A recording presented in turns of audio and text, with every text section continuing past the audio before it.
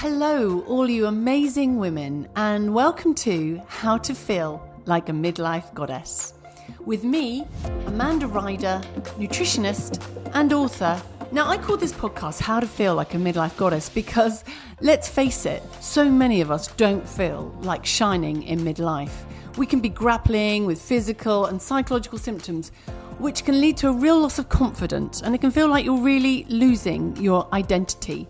However, I believe it's possible for us all to feel good at this time of our lives. So each week, I'm going to be sharing with you my best nutrition and lifestyle advice, as well as interviewing expert speakers. And week by week, together, we will build upon a foundation of healthy, sustainable habits that will really benefit us and make all the difference to how we feel. So stay tuned, because this is your recipe for thriving at midlife and bringing out your inner goddess. Today I'm joined by Bianca Armitage. Now, Bianca is a well-being consultant specializing in sleep, stress and behavioral change.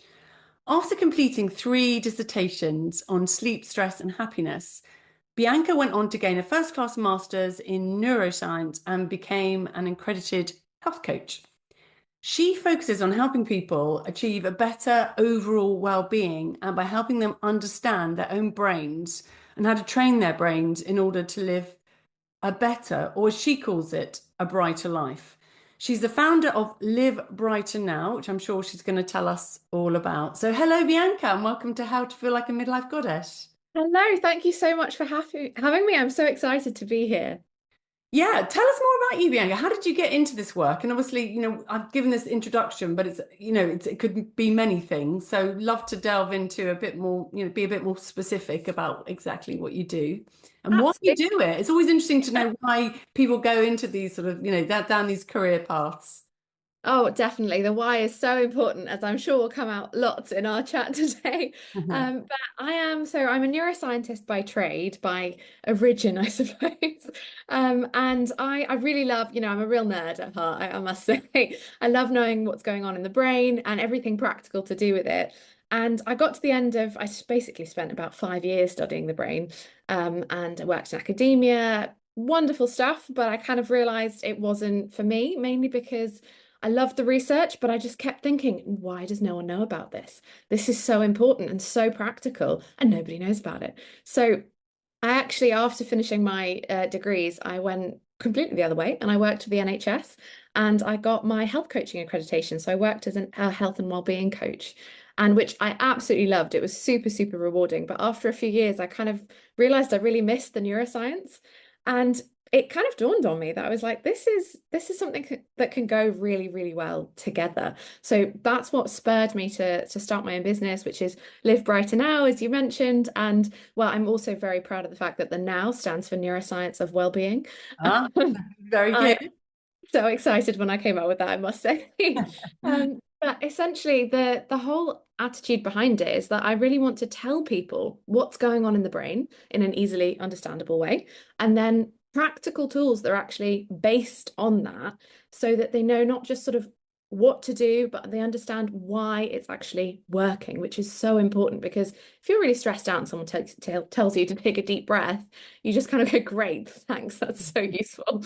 But if you understand the mechanism of what's going on and why it helps you, it just makes the world of difference. So there's a large part of what I really love doing is basically doing that education, doing that sort of practical tool-based side of things, and then blending it with my health coaching to actually help people one-on-one. So there's 2 sides really of my business. I do that as the one-to-one and with much more neuroscience base and advice that I used to do for the NHS. And then I also run corporate workshops. So trying to reach people en masse because I really want to get this message out, basically. Yeah. And do you have, I mean, it sounds amazing, and I'm sure you'll, tell us more about it and how we can use it in our everyday lives, but do you have like an avatar client? Who is your sort of, regular everyday client? Honestly, it can vary quite a lot, but my most typical client is someone sort of in their mid 30s to late 40s, tends to be, and most of them are women. Again, not exclusively, but most of them are women that are often quite high powered, quite sort of ready to get up and go, and they just want to be thriving in their life, essentially. But often feeling a bit overwhelmed with so many things going on. But my clientele does vary quite a lot because being my specialisms being sleep and stress, it does affect everybody essentially. Yeah, yeah, absolutely. This podcast is called How to Feel Like a Midlife Goddess. And, as we get into perimenopause, which is that time, leading up to the menopause and then menopause, we do have fluctuating hormone levels and we respond to stress both physically and emotionally quite differently. And many of us can be, have feelings of low mood, loss of confidence, feeling overwhelmed, anxious and isolated sometimes. And with these fluctuating and lower levels of estrogen, we go through this transition to menopause. And one of the many symptoms is sleep disruption. And I find I've had it myself and with women that I work with, some will wake up at like 3 or 4 in the morning and then their minds will be whirring and they can't get back to sleep. And then others will, just not be able to get to sleep because they're just not sort of calm enough. So it'd be really useful if we could, talk about sleep and also about stress, because we know stress, if you've had a very stressful day, and I definitely have this, if I'm really stressed, then or I've had a stressful event in a day, I can guarantee I will wake up at like 3 in the morning. It's like my cortisol, my stress hormone, has obviously been peaked during the day when it shouldn't have. And somehow that impacts my sleep hormone, melatonin, and then I wake up at night. And I see this play out with a lot of women. So can we start with stress? Because we know that chronic stress can go on and affect sleep, and then maybe we can go on and talk about sleep and maybe some tips that you can give us about sleep as well. So yeah, how do you approach someone who's really stressed and really wants to bring that stress level down? Well, I think the first thing I go in for is actually a misconception. So we all have this major misconception around stress that it's this terrible, terrible thing. And that actively affects us quite badly because we start worrying about being stressed, become more stressed, and then just generally feel quite terrible, really. So what I first want to go in with is generally kind of telling people, look, stress is not a bad thing in itself. Stress is amazing. We need our stress response. Without it, we actually wouldn't be here. We wouldn't do anything. So, what I often teach people about in my workshops, for example, is that I have this lovely sort of bell curve graph. So, I want everyone to sort of picture this bell curve. At the Okay. bottom, on the one end, Uh, is basically it's to do with it's being really, really low, and that's our stress levels very low at that one end. So we've got stress along that bottom axis, and then we've got performance along the other side. So when our stress level is very low, so is our performance. We're not doing anything. We're lying in bed, we're chilling, but that's okay. That's fine when we want it to be.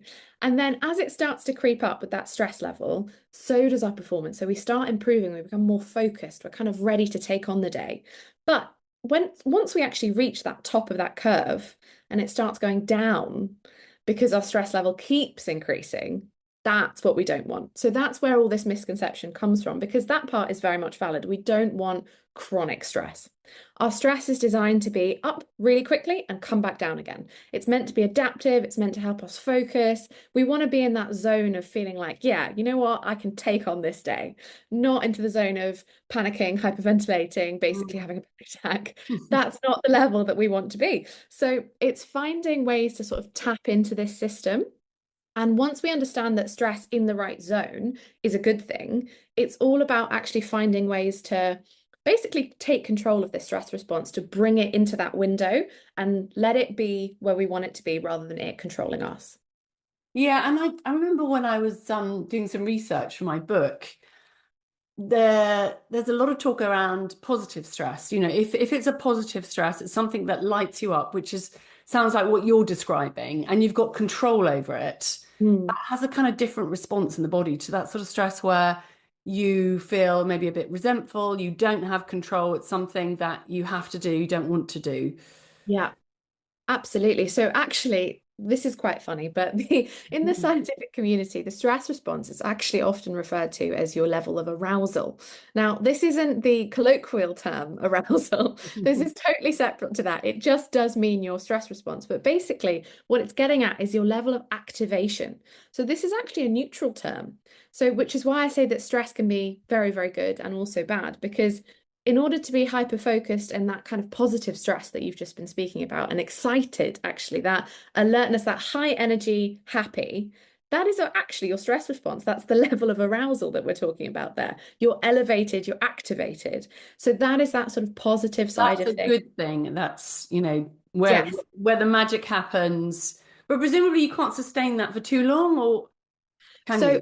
absolutely. So in any scenario of the stress response, that's why I say it's meant to be fast acting. So we want those high energy positive highs, but we can't be like that right before bed. We wouldn't fall asleep. So, we'd be running around with loads of energy, squealing about something that happened, be like children on Christmas Day. It just wouldn't be sustainable at all times. So just like negative stress, it needs to come up and come down. So we need to be able to bring it down to that bottom of that bell curve on the first part where we feel relaxed and sort of ready to doze off, essentially. We need that balance of both. Yeah, because that's the problem, isn't it? We get stress and it's a good stress and you feel good and you get jobs done, but then it's very easy to fall into that pattern. You just want to be doing all the time. And if you're not doing, you're looking for jobs and you just get into that pattern. You just can't slow down. And there's Yes, always going to be a to-do list. We all know that. The to-do list is ongoing, it's never ending. It just sort of, hopefully it rotates. But absolutely. yeah, I do this. Sometimes I get myself in such a whiz that I'm doing lots of things and I've achieved a lot of things in a day, but then by 8 o'clock I find it really hard coming down and saying, okay, I'm going to switch off now. I'm going to stop thinking about must do this, must do that, should do this, should do that, all those kind of phrases we have rattling around in our head. So what advice would you give to somebody that, obviously we've had that good stress, we've got some good things done during the day, we need that, otherwise, nothing would happen. But how do we switch it off again? So that's such a great question. And it is so, so common. You'd be surprised. So many people are like, but I'm not stressed about something bad, but I still just can't stop. And that is super common when we get into that pattern of chasing that almost a positive high in a way. But as we've said to do with that curve, it's super important to bring it back down. So the biggest advice, number one, is check in. So often if we're being pulled around by everything else around us, even if we've been super productive and we're like, look, yes, I've done everything today, often we haven't actually taken a second to go, how am I feeling? We've often done things for everybody else. But having that moment to just go, right, I'm reaching near the end of my day. How elevated am I right now? Am I, high on energy? Do I feel sort of a bit irritated, anxious? What's sort of going on? So first, take that sort of little check-in point of where you're at. Imagine that bell curve again. See how high up you are. Then think about, right, well, bedtime's in a couple hours. I maybe don't want to be this high on the curve at that point. So what can I do to sort of bring it back down? And that's where we want to sort of use some stress management techniques that are actively, well, ironically, actively deactivating. So that it's like turning on the off switch, something that can really, really get us to be feeling more zen, feeling more chill. It does differ between lots of people, but I mean, the stereotypes are things like doing a soothing yoga practice, some stretching, maybe some meditation. But honestly, it can really vary for anybody. It could be reading a book, it could be just, playing with cats or something like that, or your puppy, something that just feels really sort of soothing and relaxing. And actively, again, checking in with that level of going, how high energy am I? Could I just go and sprint around the house? Or do I feel like I'm starting to bring this down again, starting to feel a bit more relaxed? So breaking whatever you're doing by interrupting it with Yeah, something like yes, yoga, absolutely. breathing. What about watching TV? I mean, a lot of people go and watch Netflix in the evening. Is that a good way of bringing our In stress some levels down? way. Yes, so in some ways it can be useful because it is actively distracting us.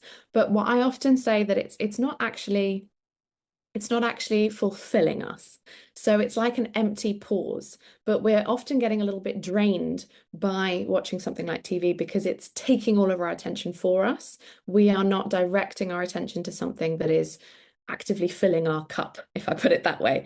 So it's almost like a mind-numbing distraction as opposed to filling the cup up with something replenishing. So a little bit of TV, absolutely fine, but it shouldn't be our only wind down, especially because depending on what we're watching, it might be even more activating. If it's something that's really, high paced or something like that, it might be doing the opposite. So absolutely, if there's something we really want to watch and it comes to do with sort of family or bonding social time, that is important to relax us. So having a bit of that, but a real crucial part there is to do with screens before bed as well. So light has a major, major effect on that activation level. And if we're getting a bright light exposure from our TV and from our phones and things like that, it's going to be hindering our ability to calm before bed. So we don't really want to have a full wind down routine entirely based on TV, but absolutely TV can be an initial part of it if we want it to be. Yeah. So what does your evening routine look like, Bianca? So I'm not a big TV watcher. My partner's always well, joking around that basically I say I have to watch something with him or I won't watch it at all. And he gets very annoyed that we take too long to watch everything because of that exact reason. So sometimes there's a little bit of TV when I'm doing my duty to catch up on the relevant series that we're watching. But I'm a big reader. I really love reading, sort of relaxing to a nice novel or something like that, dim lighting, candles. I picked up a really lovely habit, which might be a little bit laughable for my age, but I really love knitting. My grandma taught it to me when I was actually a really, really small child.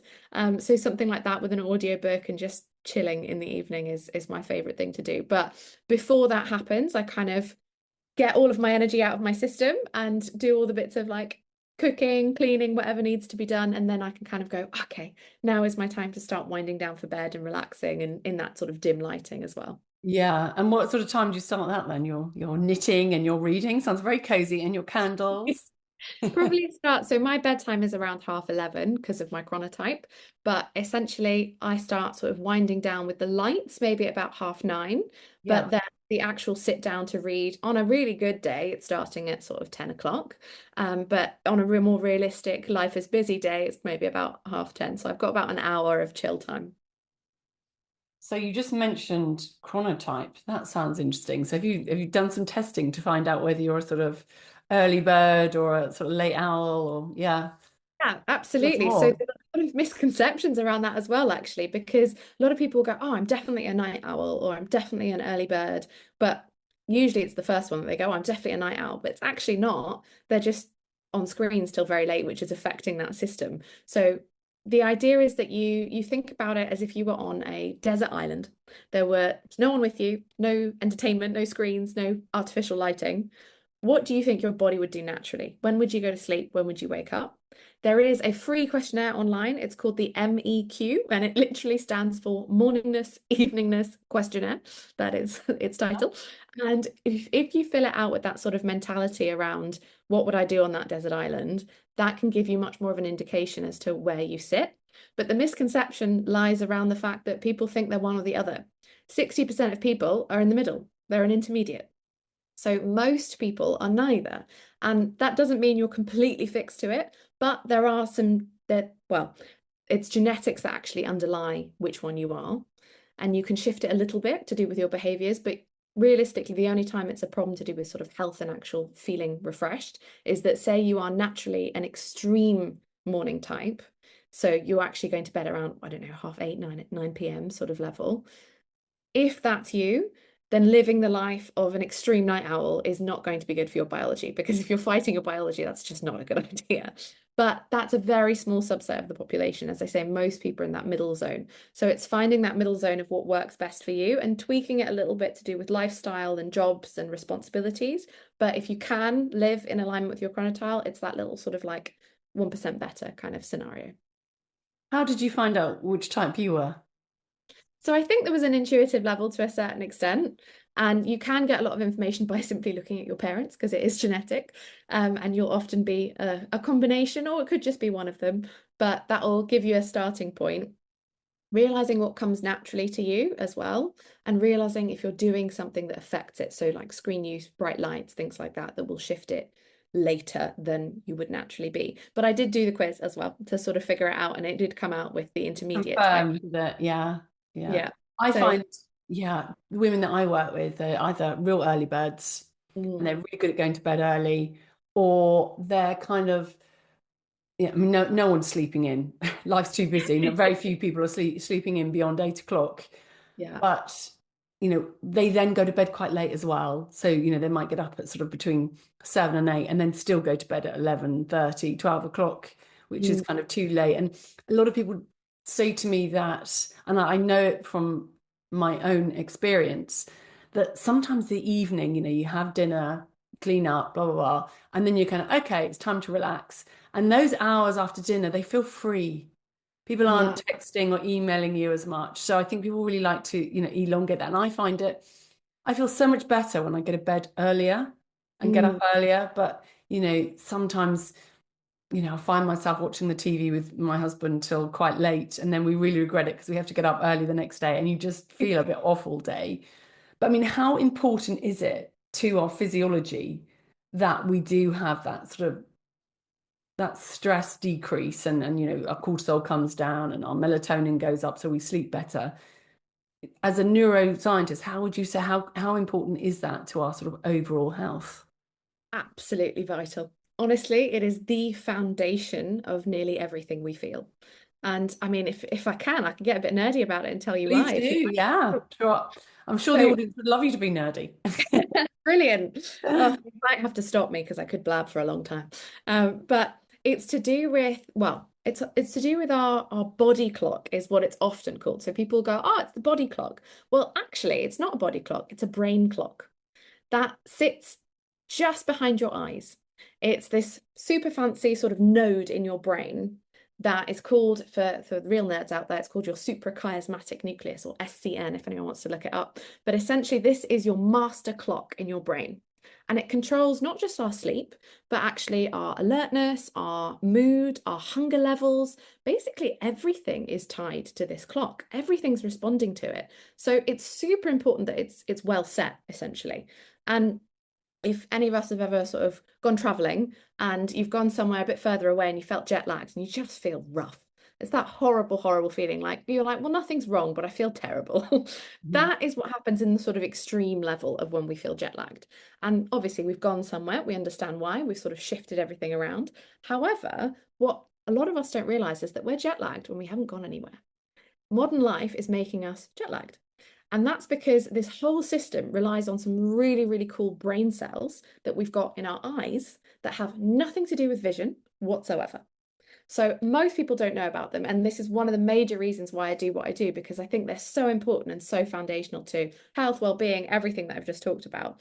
And these brain cells, as I said, they are brain cells. So a little known fact is that our brains are the only part of the human, our eyes are the only part of the human brain that sits outside the skull. So that's actual brain tissue in there. And these cells in our eyes are really, really fussy, basically. They respond to certain types of light, but not others. And as I said, they're separate to our visual system. So they're entirely subconscious. It's not about what we can see or, well, perceive that we're seeing. It's about what senses that are basically what's coming in and what they're picking up. But we can't see that. So these brain cells are super, super insensitive in the morning and very sensitive at night, which is kind of annoying because what we want from them is actually to be activated in the morning, because what they do is they send a signal to that master clock in our brain. And when they're working properly, they go, hey, it's morning, time to get activated. Essentially, all systems go from this point on. And that master clock goes, thank you for setting the time. And I know what's going on now. And it kind of goes all gears in. And that is associated with a massive rise in cortisol. Now, cortisol gets a bad rep because it's our stress hormone. But that cortisol spike is actually so good for us.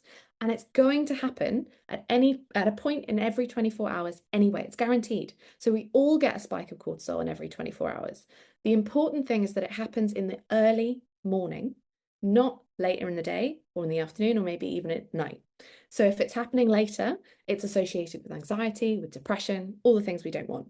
We want it to happen. It's going to happen anyway, so we want it to happen nice and early. And that's what this clock is controlling. It's going, right, nice boost of cortisol, makes us just feel like we're ready for the day. We're activated, we're boosted. It releases dopamine as well, which is that sort of feel good, go-getter, happy chemical in our brain.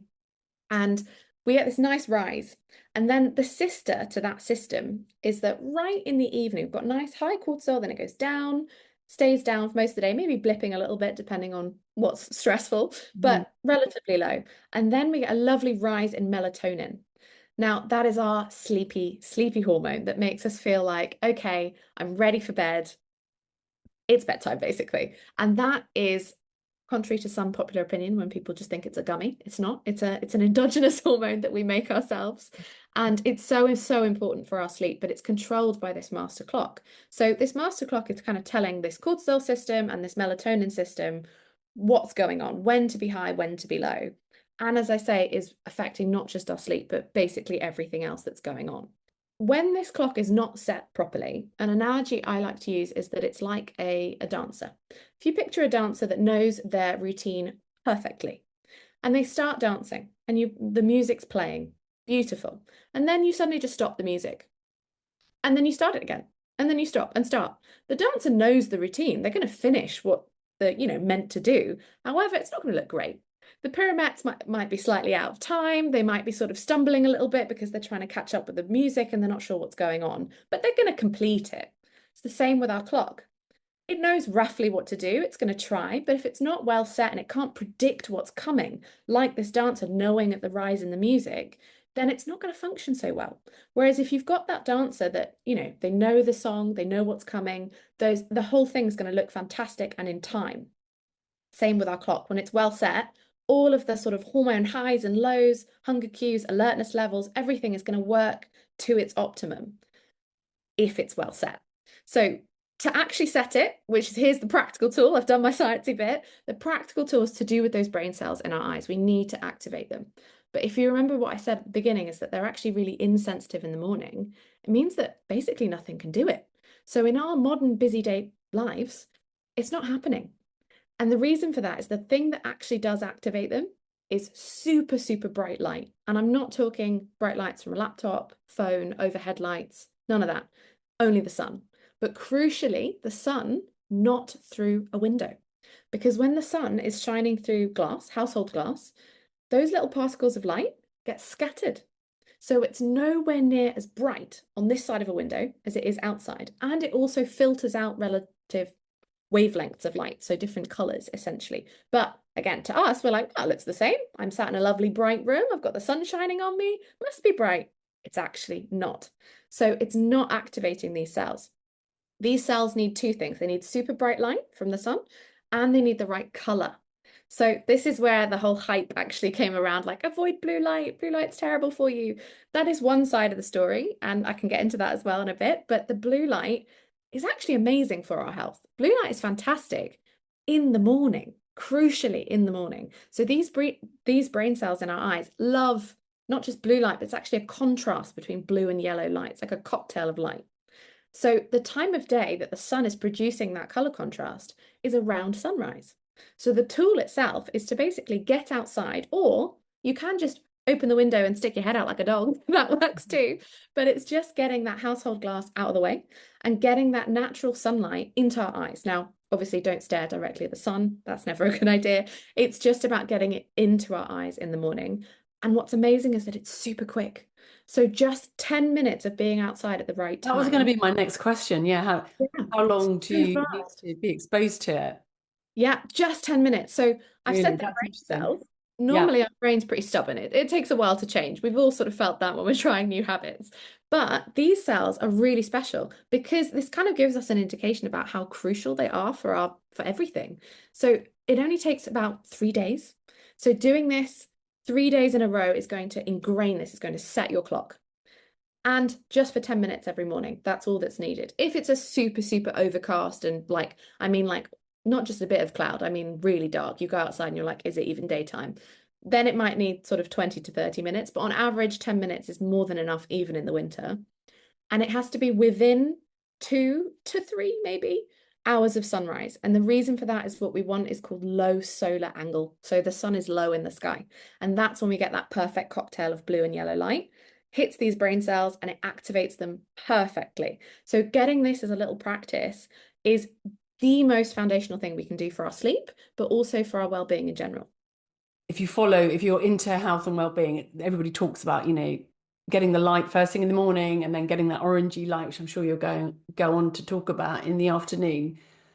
But today, for example, it's really grey out there. Now, I have a dog, so this forces me out in the morning, which is great. And I do think since I've had the dog, and sometimes I do wonder how, I find the time to walk her twice a day. She's Labrador, so she needs lots of walking. Oh. However, I've said to people, I do reckon I feel about 30% happier having the dog. And it could just be that, couldn't it? I mean, obviously, she's out, whatever weather, her tail's up, she's just running around, meeting other dogs, happy as anything. And that's really nice to see. But also, it's just having to get out, in the morning. And my habit now is to get up and go straight out.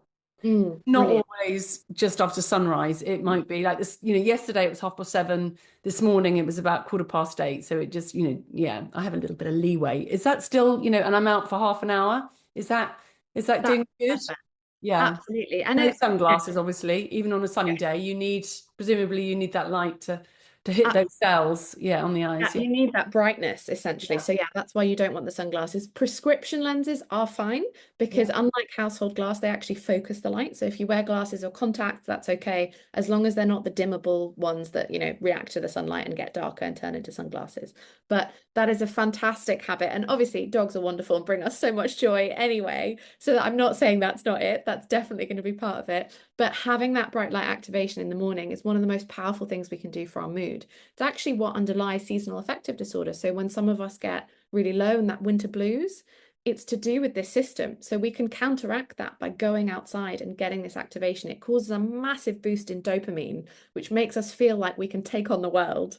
So it's amazing for not just our sleep, but also our mood. It's really, really foundational. So I've got a dog, so I have to do that even when I don't feel like it. And I'm not sure I would do it if I didn't have a dog. So what's your advice to someone who's listening to this and they get up in the morning, they make the tea, and then they're straight on, working on their laptop, or they're getting in a car, Mm, presumably the car, the light, the windscreen and the glass in the car is also going to block the light and scatter yeah, it does. the light frequency. So what would your advice be to somebody, which, that will account for a lot of people. Mm. How can they build that 10 minutes of bright light into their morning? Especially, I suppose it's especially important in the winter because Yeah. that's when we're not spending as much time outside anyway. We're more inclined to stay inside. So I'd say my advice is start small, always with everything. Start really, really small because if it feels overwhelming, we're not going to do it. And it needs to be something that fits into your life. So have a look at your sort of morning routine. Think about sort of take an MOT, look at it going like, what's going on? And if part of that is, for example, making a cup of tea or coffee, can you do that while you're waiting for the kettle to boil? Can you just go and just do a couple minutes to start with, to start Or just building that stand in your habit? garden, for Stand example. in your garden, look at the Yeah. trees, look at the Yeah. birds. Maybe It have a could cup of tea in the garden. absolutely. So it can build to that as well. So making a little bit of a ritual that is enjoyable is a massive aspect. Bring your partner in. It could be pets, it could be anyone that you live with, it could be having a phone call, it could be a podcast. Anything that makes you go, oh, this is my me time. This is my morning ritual. This feels lovely. Because if it's enjoyable, we're going to do it. So yeah, absolutely bringing that coffee or tea outside in the morning just to kind of enjoy and feel nature for a little bit. And it can even be some people go, oh, I don't want to go in the garden, or I don't have a garden, or something's going on that they just go, well, it's so cold. I don't want to do that. That's why I say of making it really small in the sense of you could just put on your biggest, fluffiest dressing gown and maybe a nice duvet coat on top of that if you want to go outside. Or it could simply be standing by your window and opening it, just looking out of the window. As long as we're removing that household glass, it's still going to have that effect. So you don't have to go fully outside if you don't want to, or you You don't want just to get hang burned. outside your bedroom window as soon as you get up. Absolutely. Yeah, Yeah. exactly that. So starting small and making it something fun. And I know when trying to help people change their habits, it's really important if you can tag it onto another habit. So, if you'll make a cup of coffee and while you're waiting for the kettle to boil, you could do some squats. You're more likely to stick with that habit if you do that every day. Or if maybe you looked at your phone instead of looking at your phone and, replying to the messages in the kitchen, you hang out the window. Or would that still work if you were looking at your phone outside and you're replying to your messages Actually does. outside? Yeah, it A lot actually of us, does. we get downstairs and we pick the phone up, don't we? And we start seeing, Exactly. what's happening. Yeah. It's about that light entering our eyes, essentially. So it's not, again, because it's not conscious, it's as long as we're outside and it's sort of going in there, it's gonna be working. At some point, it might even be that you start not wanting to be on your phone because you're like, hey, the outside looks gorgeous. But if it's that first step, absolutely bring your phone with you. Just go outside, have that light entering your eyes. Yeah. Don't be maybe so hunched over on your phone that nothing's going in there Yeah, from fair enough. So you shadow. have to look up and yeah. Yeah, But it's so important, like you said, just to make it a habit. Because if you don't do that, life just gets in the way, doesn't it? I mean, especially now, I think everyone I'm speaking to and seeing in my clinic, everyone's really busy. You can just tell there's that sort of veneer. Like I'm trying to say, I've got it all together, but actually I'm feeling quite stressed and, I'm a little bit fractious and yeah, experienced it myself as well. There's just quite a lot going on socially and you're trying to finish up the year's work and that can throw up a lot of things. So it's a busy time of year for people, isn't it? Whereas I absolutely. suppose if you've got that habit ingrained, you're more likely to do it. What do you think of those lights that you can buy, that give off so many lux of light, have them in your office? Like, people do use them, don't they, for seasonal affective disorder? Do you think Yeah. they're any good? So yes, I would say they are not as good as the sun. And also the sun is free, so there's a benefit there. But they do work. So they're sort of the artificial backup. So if, for example, someone is waking up before sunrise, they're a really good tool there because they are much brighter than a normal artificial light. So they are ticking that box of the brightness that activates those brain cells. The problem is they're not ticking the box of the color. So the more traditional SAD lamps work on that system, but they work on a slightly variation of that system to do with mood, hence for seasonal affective disorder. The morning is part of that, but the reason for that is that you can also use these lamps in the middle of the day because it's not about the color, it's about the brightness. So they won't set your clock quite so well, but they are a good artificial alternative. There's one exception, and I mean, no promotions here or anything, but I just think they're really cool. The tech is finally evolving a little bit more, and there's these sort of like futuristic glasses type thing. They're not full glasses, they just sit sort of above where normal glasses would be. And you put them on and for 20 minutes in the morning and they shine straight into your eyes. They're obviously not quite as bright as a lamp because it's been adjusted by how close it is to you, but they shine that light and that right brightness to activate those cells straight in and they're blue. So they've done this double whammy now. They've done that color and that brightness in order to activate them. The slight trouble with them is that they're a slightly different price point to the I was going to traditional. say that they sound expensive at this moment in time. They're around £200 are the main. Okay. There's two brands out there and they're around that level. I think Yeah. they have some discounts maybe around Christmas. I saw a couple pop up and I was like, oh, that's a nice, but they're still expensive. And like the SAD lamps are maybe around the sort of £50 level. Yeah. So quite a significant gap between them. But as I said, if possible, the sun is more powerful and free. So it varies depending on what people want. But I'd say one benefit of those glasses is that unlike a lamp that you have to sit in front of, you can just whack them on and get on with your morning. Wear them and carry on. Yeah. They So, sound great. Yeah. Maybe we could leave a link for those yeah, in absolutely. the show notes if anyone is interested, because I suppose if you're struggling with sleep and stress and just having a lovely rhythm throughout the day, then it might be worth it, mightn't it? If you Absolutely. can't get outside. And that just, obviously getting outside now is very different to getting outside in July Yeah. Yes. when we are all feeling a bit happier and generally people are a bit healthier. This is the time of year when people are getting colds and flus and coughs and just going down with things. Whereas people don't seem to get so many bugs and things in summer. And I suppose that's all to do with maybe being outside, maybe this rhythm, maybe getting more vitamin D. They're making more vitamin D as the sun hits the skin, but it's still worthwhile doing it all year round, is what Oh, you're saying. absolutely. Absolutely. At all times. And because they sort of have that, real plasticity is what we call when they change really quickly. So that 3 days of doing it in a row means that, we're going to set it really well. The problem with that is that the downside is that also 3 days of not doing it, it kind of gets out of whack again. Really? So we Yeah. want it ideally to be a daily practice. And there are some little things that you can do. So for example, if you miss a day, you can double the time the next day. It's a little bit more of a summative system. So there are some levels of catch up you can play. But in general, we wanted to make it a ritual that's enjoyable and that lasts throughout the year. Yeah. So that sounds absolutely key into reducing your levels of stress and also to helping you to sleep, Massively. better. Yeah. Yeah, Yeah. it's the power tool when it comes to sleep, for Yeah. sure. And then if we sleep better, that also affects our stress levels. It becomes that virtuous cycle instead of that sort of negative cycle. Yeah. Yeah. So that's really good advice. So just to recap, we really when in the evening when we've had our day, we should finish work and maybe have a sort of hard end, a hard stop that we don't cross over. And then we check in with ourselves to see how we're feeling. And then we try and tailor our evening to fit our kind of our level of arousal. And if we're feeling quite aroused, we kind of want to bring that down with some knitting, some reading, whatever, appeals Yeah. to but something that is just quite sort of calming. And Yeah, TV is okay, but it's not quite as good as something like reading or knitting or doing something with your hands. Is yeah, that what you're saying? absolutely. Yeah, bang on. Perfect. Yeah. And just making that habit of getting outside in the morning. And then you also touched on, again, we want this rhythm. You touched on, the evening light as well. Can you tell us more about that? Like maybe getting out as sun goes down.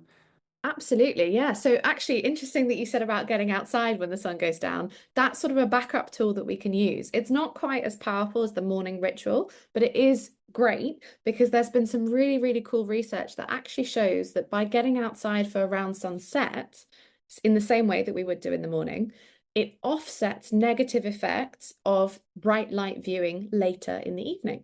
So if, for example, you know you've got to be on your laptop for something, you've got a deadline, you've just got to do something, or you've got a movie night and you're going to be watching that TV until about 10 p.m. Sometimes it happens.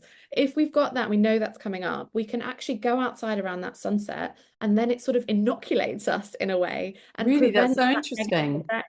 Yeah, it's so, so powerful. So it's to do with this, both this system, and it's also communicating with our brain, knowing how long we've been awake. So it's not confusing our brain thinking it's morning again. It knows it's evening and it's going to start winding down. So having that sunset light viewing is a sort of good backup, sort of safety blanket practice. It doesn't remove everything. Like if we've got shining bright lights and we're on our screen till 3 in the morning, it's still not going to be great, but it's going to reduce that negative effect from it. And as you said, that evening is really important in general. So aside from the sunset viewing, what we really want to be doing is not confusing that clock.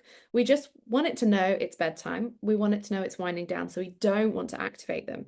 But as I said before, those brain cells are really sensitive in the morning, but they're insensitive in the morning. They're sensitive in the evening, which means that anything's going to wake them up. So that's why our phone screen, bright, even just normal overhead lights, because they're shining in from above, they're shining sort of straight in and they're bright, they're going to be activating those cells and saying, hey, it's morning, time to wake up, which is not what we want right before bed. That's going to be, activating us even more. So what we want to do is have this sort of dim lighting in the evening, ideally sort of as dim as you can do to still safely do everything that you need to do. And your eyes adjust really well. So initially, if you make the lights dimmer, you will go, oh, it's really dark, I can't see. But wait 15 minutes and you actually will be fine. So play with it a little bit. Some people often go, no, I can't possibly do that. I need to see. And do it gently. Do it as much as feels comfortable, but as long as it's sort of generally dim. What I would also say is low level. So things like lamps, candles, things on the bedside table, that sort of thing. The reason for that is because these brain cells in our eyes actually sit at the bottom, at the back of our eyes. So they correspond to light that's, well, up. So because of the way our eye is shaped, that's what they're sort of receiving input from, which makes sense because the sun's up there, but so are overhead lights. So if we've got these bright lights that are overhead beaming straight in, not going to be great because they're going to activate them straight away. Whereas if it's a lamp, also that's dim, it kind of has to bounce around a little bit before it gets into those cells. So dim, low level lighting for a wind down period before bed is ideal. And when you say how long for before you go to bed? What time are we talking? This is quite personal. Basically, everybody varies, but I'd say a really nice average is an hour. But some people can do half an hour and they fall asleep totally fine. And some people need 3 hours. I genuinely have one client that does need 3 hours, but that's very, very rare. So it's more if we go for the hour benchmark as a good thing to sort of aim for as an average, and then people can see how they feel because the thing that's being affected is that time and ability to then fall asleep.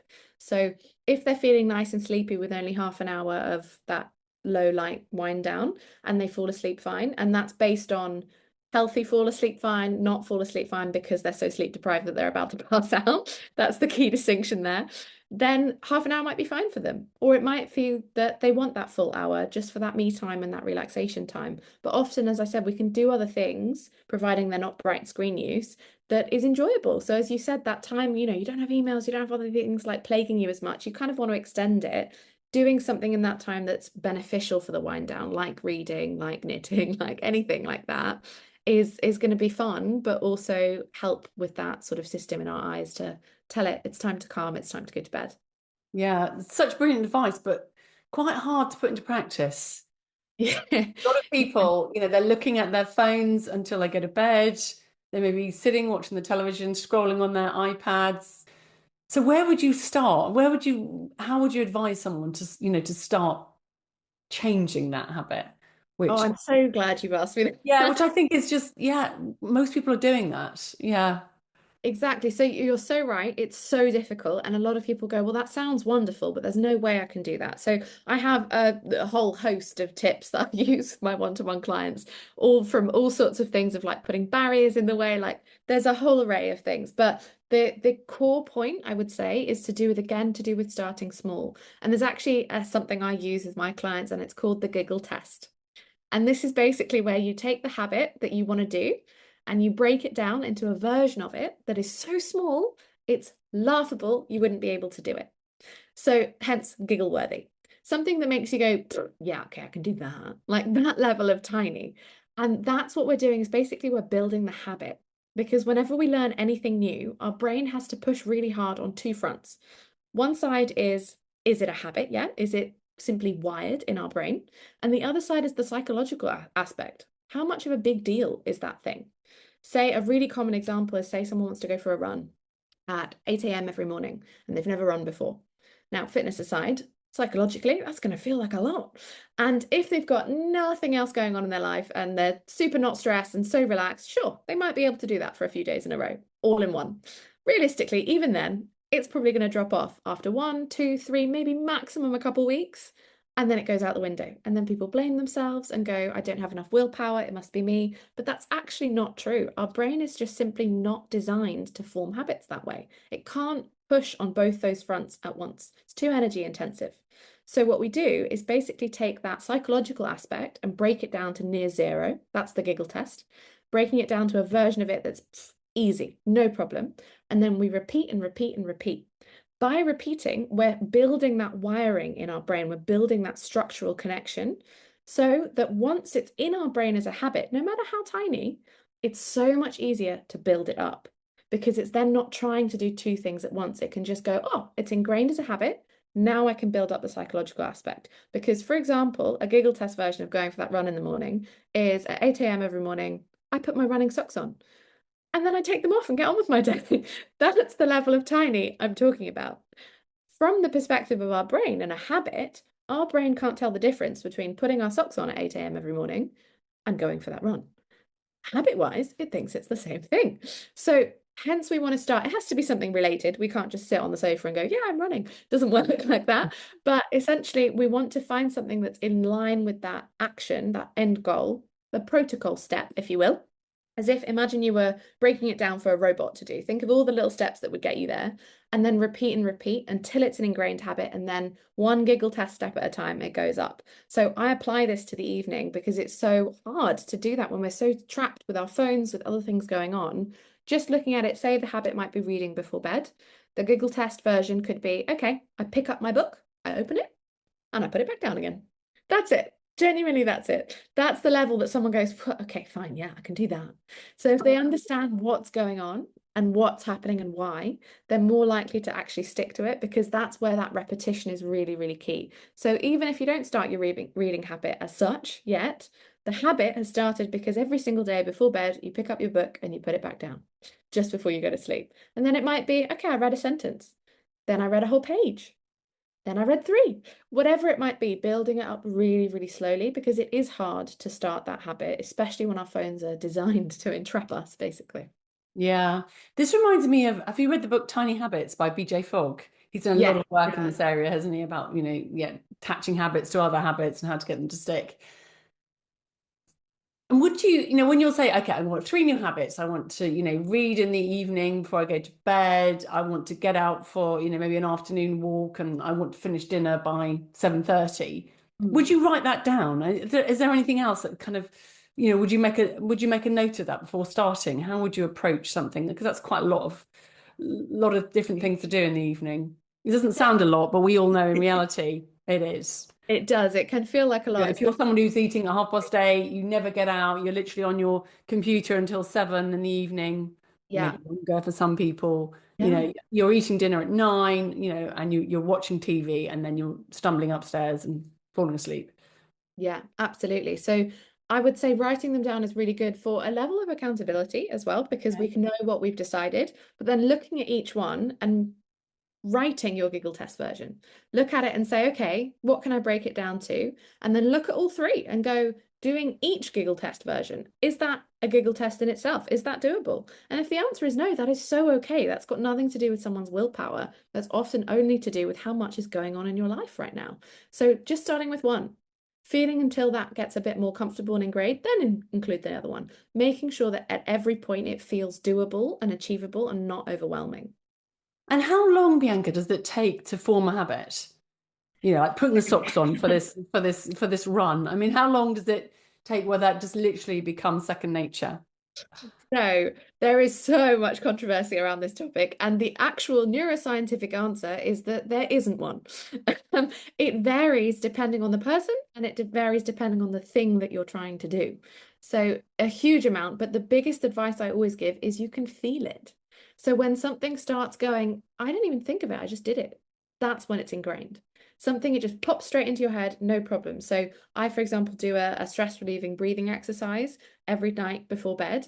And your brain is an association machine. So doing something at the same time or in the same place really, really helps with ingraining that habit. As you said, tagging it onto something that you It's already like do. brushing your teeth. You always brush your teeth, Exactly, don't you? exactly. You always brush your hair. You know, if you're most women wear a little bit of makeup, you know, all these things that we do. Exactly. Tagging it onto one of those things so that that thing then cues you once that you build that association, that routine. So for example, I'll be walking into bed. The act of getting into bed cues me, I need to do my breathing exercises now. And I don't even, it's just second nature. So once it gets to that point that you're not even thinking, oh, I need to remember to do this, and it just feels part of your life, that's when you know it's become a habit. Yeah, brilliant. Okay, so that brings me on. We've obviously talked about, you know, this circadian, this daily rhythm and trying to get the light in the morning and the evening and avoid those bright lights, you know, overhead at night and have lower lighting. All sounds amazing. However, a lot of the women that I see struggle with sleep, and Mm. this will help with sleep. But do you have any other advice for helping people, you know, maybe get off to sleep, or, you know, if they have sort of whirring brains where they wake up in the middle of the night and they're, you know, they just can't turn off that to-do list or thinking about the next day or worrying about the last, you know, the previous day or whatever it might be. Yeah. We haven't got that much time left. Time has flown as it always does. But do you have any sort of, you know, pearls of wisdom that you could share with us that just might help somebody if they are struggling with sleep right now? Absolutely. Well, I have a whole fountain of them, I must say, as this is what I do all the time, day in, day out. But I would say a really nice, quick one and a good one that's powerful without having to learn much and works quickly is something called NSDR, which stands for non-sleep deep rest. This is, at face value, seems a little bit similar to a meditation in the sense that you listen to a script and you do what it tells you. But neuroscientifically, it is actually a different system. It works differently in your brain than a meditation would. For the purposes of sleep, it's so, so cool. It's actually been around as a practice for a very, very long time. Originally, the practice itself is called yoga nidra, and that means yoga sleep. But it's only recently that neuroscientists have sort of taken an interest in it and started studying it and gone, wow, something's actually happening here. And then they called it something else as well. But it's the same thing. So essentially, what NSDR is you listen to one of these scripts and it kind of zones in on different body parts. And it's to do with actually feeling the sensations from each body part. So the beginning would be feel your little toe on your right foot. What sensations are feeding back to your brain? Is it numb? Is it warm? Is it cold?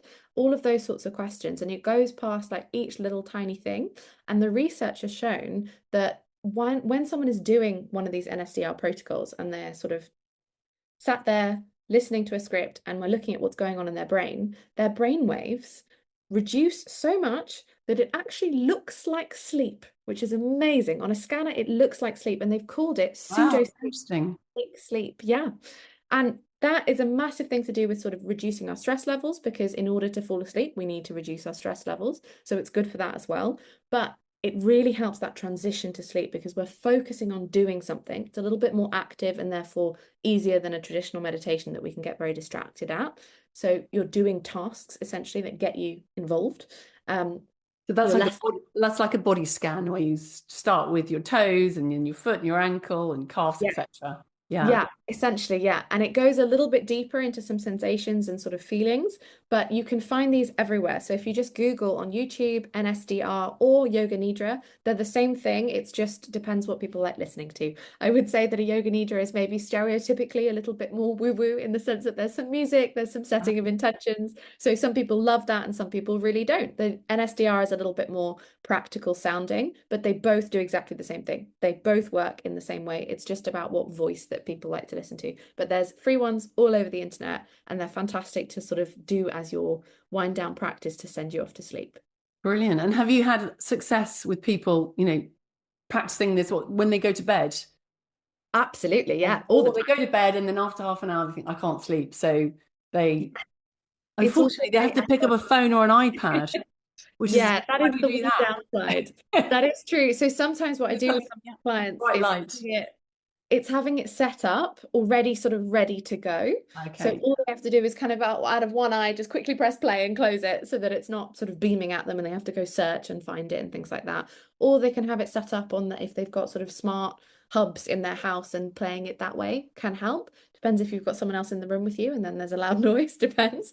But there's all sorts of little sort of hacks you can use to get around it. But that would be the main headline tool to help you fall asleep with. And I And use have you all the found, sorry, that was a bit of a delay then, didn't mean to speak over you. Have you found that when people do that, is there a sort of period of time it takes to reset their sleep? yeah, so Have you had anyone say, "Oh, I've been doing this, Bianca, I've been doing it for 2 weeks and now I don't need to do it anymore. I'm just falling asleep more easily." to a certain extent, yeah. So I'd say the biggest power tool I always do with people is that light viewing to do with sleep. That is the biggest thing that will have the effect. And then on top of that, we feed in some other techniques like this NSDR. And then if you're doing sort of that combination of everything, it can be some people honestly are as quick as a couple days. Mhm. And then they're just like, wow, it worked. It's amazing. Some people it is more to do with that sort of couple weeks, but it's the NSDR is a nice thing because it can be an SOS tool if you need it. So if you're falling asleep naturally without it, fantastic. That tends to sort of indicate that A, your clock's well set, but B, you maybe have managed your stress levels a little bit better in general. So you might not need it to fall asleep, but if you ever do, you know it's there. So it doesn't have to be a night practice, but again, it's more to do with encouraging people. How do they feel? How busy is their mind? If they can tell, you know what, I've had a stressful day today, everything sort of pop off in there, needs some help grow to me a little bit more. That's when it's really useful.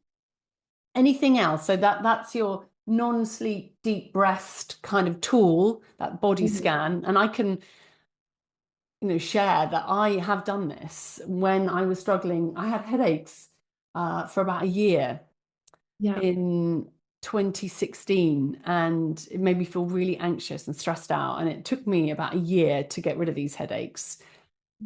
And this was one of the tools I used. I did some meditation classes to try and calm me down, and they had this recording that you listen to, during the day actually. And I would always fall asleep, and I've never, still to this day, I'm not the sort of person that falls asleep during the day. You know how people have naps? That's just not me.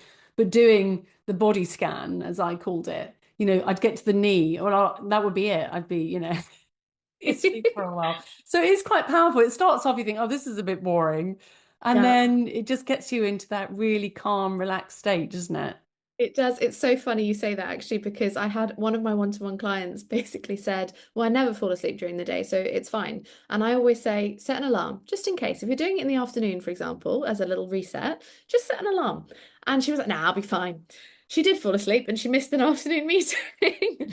So yeah, it's very important to set that backup alarm just in case, because it's very powerful at sending people. Yeah. And yeah, a lot of these things, they don't sound it because, we're all humans and we all want a quick fix. And the things you're talking about, they're not quick fixes, but they're profound fixes that Yeah. once you start doing them, they do have an impact on your, a really powerful impact on your health. So that's one area that one tool we can use. Anything else? So there's something that this is actually a sort of double whammy tool, which is why I wanna talk about it. It's both for stress and for sleep. And this is actually the fastest way. So, as you've just said, sort of not a quick fix. And this is the closest thing I actually have to a quick fix. Still needs to be done regularly, but it works so quickly. This is actually the fastest way to calm down our nervous system in real time. So, super, super speedy. What it is, it's a breathing exercise, but it's called the physiological sigh. So, it's a deep inhale followed by a second short inhale. So you're squeezing a bit more air in, and then a really long, slow exhale. Now, to explain how this works, I'm going to take everyone back to sort of GCSE biology days. And if they remember, basically in your lungs are made up of all these tiny little sacs called alveoli, and they're always inflating and deflating, these little sort of bubbles, essentially. But throughout the day, especially when we're stressed out, a lot of these bubbles, they actually get flattened. So we're not using our lungs to their full capacity. And that's normal. It just happens all the time, every day. And as I say, especially if we're stressed out. So we're breathing in a way quite shallowly because they've sort of stuck together. They're flattened. Not all of them, but some of them. This breathing exercise essentially takes a really deep breath in, which inflates all of the ones that are currently working. And then that extra little squeeze where it actually feels like you've got nothing left, but whoop, there it is. Then it actually pops open all of the ones that have been flattened. So that allows for a massive area of gas exchange. I'm doing And it you now. Gosh, I want yeah, my flattened alveoli to be opened up and yeah, utilized. Okay. So exactly. you And take a big inhale in, and is that slow, fast? Does it matter? so it doesn't really matter as much as long as you're filling your lungs, essentially. Okay. You're trying to fill all the ones that are currently working. And then at the end, quick squeeze at the top, and you pop them open, then a long, slow exhale. And that long, slow exhale is offloading loads of carbon dioxide. So that sudden increased area that you're creating with that extra popping them open is essentially allowing that carbon dioxide to offload super quickly. And our carbon dioxide level in our bloodstream is directly related to that stress response. So if we can dump a whole lot of it out of our system really quickly, everything just comes down a level. So doing 2 or 3 of these in a row is the fastest way to calm us down. And that's what I mean. It's so, so fast acting. And you can do it, when I demonstrate it in my workshops, it's quite elaborate with hand movements and flapping around to show people what's going on. But you can do it really subtly as well before a podcast, before a meeting, before bed is also an amazing time to do it, because just a few of these in a row is just going to bring you down that level. So it can be used as a sort of habit before bed, and it can be used as an SOS throughout the day. If you're, for example, going back to what we talked about at the beginning, checking in with yourself in the evening, realizing you're quite activated, using that to go, okay, I'm going to use this to bring me down a little bit. When you're feeling a bit overwhelmed, just take the edge off, do a couple of these, and then reevaluate.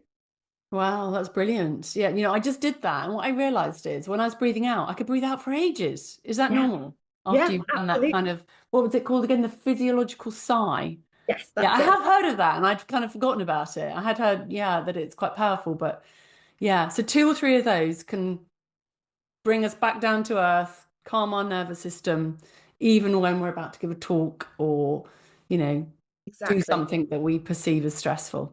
Yeah, Yeah, yeah. fantastic. And works all better. And you can do it anytime. Amazing. Any one other piece of advice maybe I can squeeze out of you before we finish up? Oh, okay. So a piece of advice to do with sleep or to do with stress? To do with sleep. To do with sleep. Well, I would say, Because it's well, such a big one for women. It's when I have people fill in questionnaires and they come and see me, and I often, they struggle with sleep. Yeah. yeah. So I would say actually this is very specific to midlife women as well. It applies to everybody, but it's even more powerful, is temperature. So this whole system I've been talking about to do with our internal clock and our eyes and all of that sort of thing, the way that our clock actually speaks to the rest of our body and all those little cells actually have a mini clock inside them that respond to the big clock. And the way that they talk to each other is through temperature. So our temperature is at its lowest point just before we wake up, about a couple hours before we wake up, and it rises throughout the day. And then about in the middle of our sort of waking day, it starts to come down again. And in order to fall asleep, our body temperature, that core temperature, needs to drop between sort of 1 to 3 degrees C. So it's quite significant. If we are too sort of overwhelmed with lots of blankets and lots of, nice cozy things, we're not allowing that temperature to drop. So especially when it comes to sort of perimenopause, menopause time of life, that's when temperature can be a little bit all over the place because of estrogen. So what we really want to do is support our temperature to be doing what it should be doing, rising in the morning, going down before bedtime. So a great tool for sleep is actually tapping into your body's compensatory mechanisms. Now, what this means is essentially a hot shower. Having a really hot shower before bed opens up all those blood vessels. It kind of makes us feel all rosy and warm and everything. But what that rosy look is all of those blood vessels opening. Now, them dilating actually allows you, once you step out the shower, to offload a whole lot of heat because your body is compensating. It's gone, oh, I'm really, really warm. I need to cool down.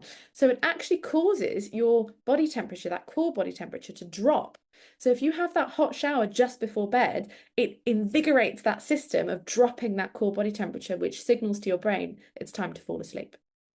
Yeah, that is brilliant advice because, again, as you go through perimenopause and menopause, you just feel hotter. Mm. You know, whether you're having hot flushes or not, you just generally seem like you're running at a higher temperature. Yeah. So that's really brilliant way of, just like you said, offloading. And then your core presumably is colder and it's easier to fall asleep. Exactly. And presumably having a cold bedroom as well, is that Yes, that ties into recommend it. having, yeah, Yeah, maybe I not do think having the heating on in your bedroom. It's an easy yeah, fix there. Yeah. heating on during the night. Obviously, we don't want to be sleeping in sort of, -2 degrees. That wouldn't be very nice. I have But done that. We've had the window wide open and you wake up in the middle of the night freezing. So that's maybe a bit too much in the winter.